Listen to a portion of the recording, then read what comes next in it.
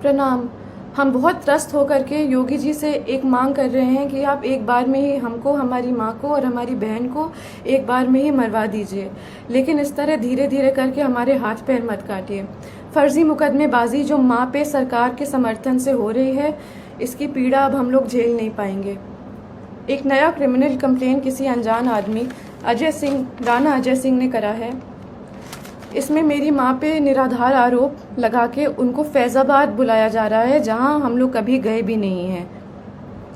हजरतगंज थाने में भी फर्जी एफआईआर और मुकदमे चल रहे हैं। डीसीपी कहते हैं कि उन्हें जानकारी नहीं है और एसएचओ कहते हैं कि ऊपर का मामला है और हमारे पास वॉइस रिकॉर्डिंग है, क्योंकि हम बिना प्रमाण के बात नहीं करते। एमएचए और इंटरनल सिक्योरिटी ने यूपी पुलिस को कार्रवाई करने को कहा है और यूपी पुलिस प्रशासन मम्मा को ही परेशान कर रही है।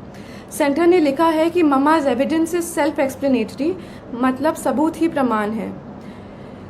जान लेने की धमकी के बाद भी प्रमाण सहित SCAR L, assault rifle, sub machine guns, MP5, AUG weapons और अनगिनत 9mm पिस्टल का प्रमाण लोकेशन सहित देने के बाद मम्मा के ही ऊपर फर्जी मुकदमे चल रहे हैं और उनको उसी उत्तर प्रदेश में बुलाया जा रहा है, जहां उनके ऊपर गोली चली है, जान का खतरा है और जान से मरने की धमकी मिली है। ये सब योगी जी के सरकार और संरक्षण में हो रहा है और क्षत्रिय धर्म हमें ये नहीं सिखाता। सेंटर से जांच के ऑर्डर को लेने के बाद योगी सरकार और यूपी पुलिस प्रशासन मम्मा को चुप कराने के लिए उनके ऊपर फर्जी कंप्लेन मुकदमे लगा करके उनको वहीं बुला रही है।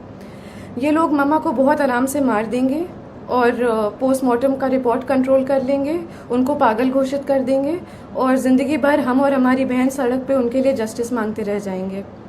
बाहुबल, पैसा और सीएम योगी के समर्थन से हम सालों से उत्पीड़ित हैं। डोमेस्टिक वायलेंस में मम्मा के रिब्स तोड़कर लंग्स में खून चला गया था। हॉस्पिटल की रिपोर्ट बदलवा दी गई थी, एंट्री नहीं कराई थी हॉस्पिटल में। वो खून अब सूख करके एक patch of blood on her lungs हो गया है और जहाँ पे वो पैच ऑफ ब्लड है वहाँ का लंग्स एक्सपैंड और कॉन्ट्रैक्ट नहीं कर पाता, उनके रिब्स गलत जुड़ गए हैं।